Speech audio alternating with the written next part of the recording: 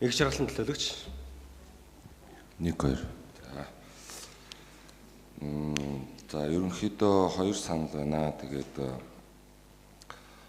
за энэ метроныхоо төслийг төслийн нэг захих зүйл бол анхнаас нь энэ төсөвт өртгөө маш сайн тооцож энэ чанар гэдэг зүйлийг алдагдуулахгүй хийхийг нийслэлчүүдийнхээ өмнөөс нийт татвар төлөгчид, аж ахуй нэгжүүд, байгууллагууд иргэдийнхээ өмнөөс захиж хэлмээр байна.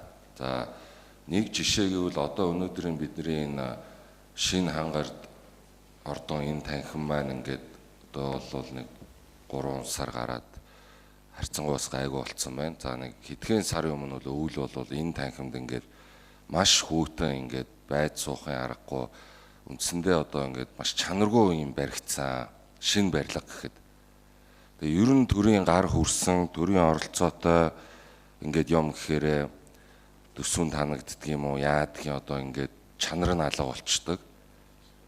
Ингээд яадаг юм те идэ дуучдаг юм уу, ханаас нь ингээд багсагчд юм уу, яадаг ингээд ийм асуудлууд ингээд маш олон мянган жишээнүүд байгаа. За ингээд дулаарчсан бүлгийн хурал хийх гээд нэг өрөөнд орохлоор халууцаж өгч гээд зунд нь ийм асуудал болж байна. Кондишн байхгүй. Ингээд шинэ ордон танхим гэхэд асуудлууд байгаа шүү. Тэгэхээр яг энэтэй адилхан шинэ хангард ордон ийм байгаатай адилхан шинэ метроны төсөл маань эргээд ашиглалтанд ороод 2030 онд хүлээж авдаг. За нэг юм чанарын шаардлага хангадгүй ингээд нэг юм салж нийлсэн.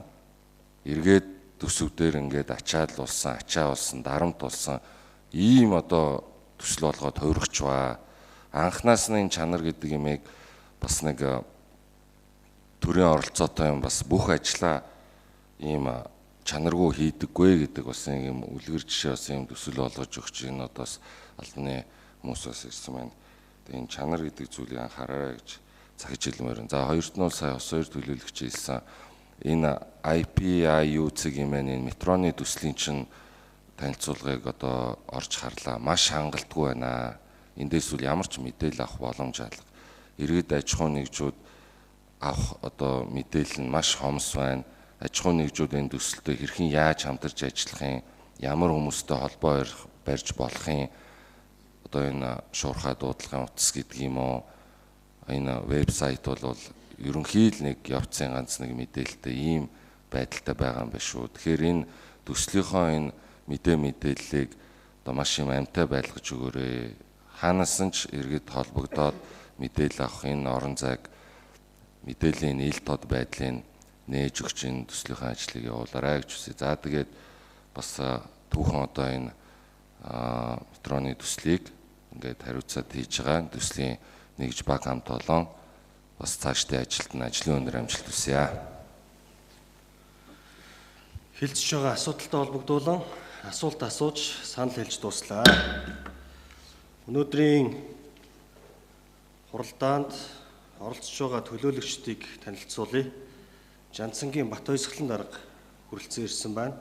Баяртлагын Сэмжидмаа, Дашнэмийн Их баяр, Чимэд очрын Мэнд баяр, Инх батын Инхтөр, Ган төмрийн Ууган баяр төлөөлөгчд хуралдаанд оролцож байна. Чимэд доржийн Бат зориг төлөөлөгч, Түмэн дэлгэрийн Бат цогт, Бат үлгийн Мөнхбаатар төлөөлөгч оролцож байна. Инх болдын Одон туяа төлөөлөгч Чөлөөтэй, Хамбаатарын Жаргал сайхан төлөөлөгч ирсэн. Үнэн батын Оюн зуул төлөөлөгч ирсэн байна. Түмэн далайн Даваадлаа төлөөлөгч Герман улсад томилттой яваа.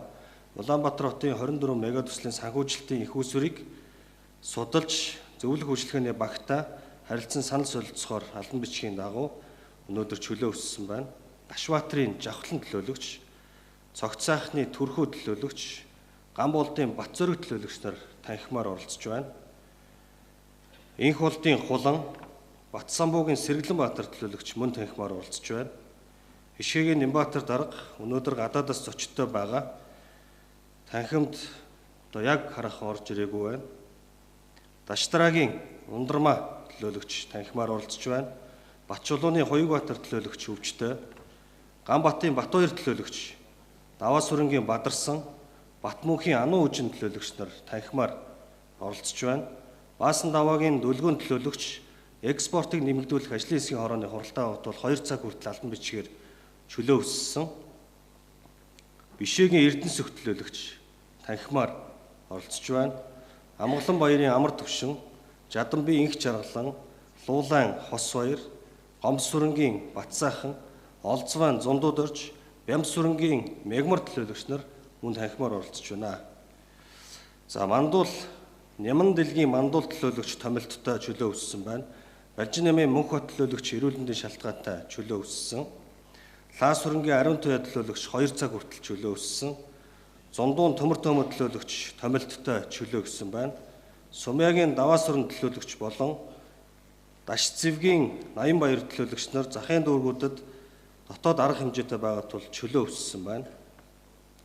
Тэрвишийн Отгон бол төлөөлөгч танхимаар оролцож байна. Дамдын сүрэнгийн Отгон баяр төлөөлөгч нар гээд Отгон сүрэн төлөөлөгч гээд нийтдээ 30 төлөөлөгч нар танхимаар оролцож өнөөдөр Монгол улсын ерөнхий сайд Лувсан Намсран Оюун Эрдэнэ болон Улаанбаатар хотын захирагч хотын дарга Хишгэгийн Нямбатар нарын санаачлан хийж хэрэгжүүлэх байгаа техник эдийн засгийн үндэслэлийг боловсруулах түүхэн санд дураалтанд идэвхтэй оролцож байна. Ингээд асуулт асууж санал хэлж дууслаа. Тогтоолын төслийг унш танилцуулъя. Улаанбаатар хотод метро барих төслийн шинжилсэн техник эдийн засгийн үндэслэлийг дэмжих тухай. Монгол улсын засаг захиргаа нутаг дэвсгэрийн нэгж түүний удирдлагын тухай хуулийн 35 дугаар зүйлийн 35-ийн 1.18 дахь заалт, 48 дугаар зүйлийн 48-ийн 1, 48-ийн 2 дахь хэсэг, нийслэл Улаанбаатар хотын замын хөдөлгөөний төгжрлийг бууруулах гэр орооллыг орон сууцжуулах тухай хуулийн 5 дугаар зүйлийн 5-ийн 1, 5-ийн 2 дахь хэсэг, засгийн газрын 2023 оны 411 дугаар тогтоол, 484 дугаар тогтоолыг тус тус үндэслэн нийслэлийн иргэдийн төлөөлөгчдийн хурлаас тогтоохно. 1. Нийслэл Улаанбаатар хотод их багтаамжийн нийтийн тээврийн хэрэгсэл метро барих төслийн хүрээнд инх тайвны өргөн чөлөө, дагуу, толгойтоос амгалан чиглэлд 19.4 км, 15 өртөө, нэг депо бүхий метроны 1-р шугамын шинжилэн боловсруулсан техник эдийн засгийн үндэслэлийг дэмжсүгэ. 2. Шинжилэн боловсруулсан техник эдийн засгийн үндэслэлийг Монгол улсын засгийн газарт өргөн мэдүүлэх, шаардлагатай санхүүжилтийн их үүсвэрийн талаарх санал боловсруулж танилцуулахыг нийслэлийн засаг дарга бөгөөд Улаанбаатар хотын захирагч Хишгэгийн Нямбатарт үүрэг болгосугай. Тогтоолын төсөлтэй холбогдуулан асуулттай төлөөлөгч авъя. Асуулттай төлөөлөгч. Алга байна. Тогтоолын төсөлтэй холбогдуулан саналтай төлөөлөгч авъя. Саналтай төлөөлөгч. Алга байна. Улаанбаатар хотод метро барих төслийн шинжилсэн техник эдийн засгийн үндэслэлийг дэмжих гэсэн саналын томьёолоор санал хураалт.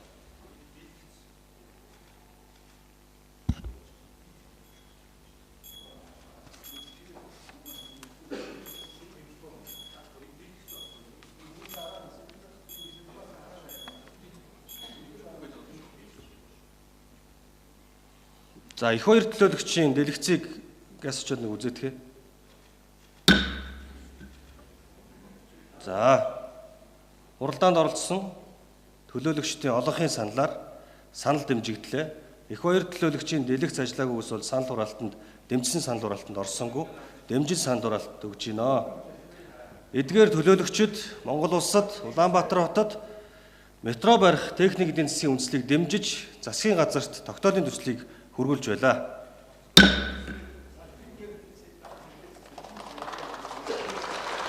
Хэлсэн.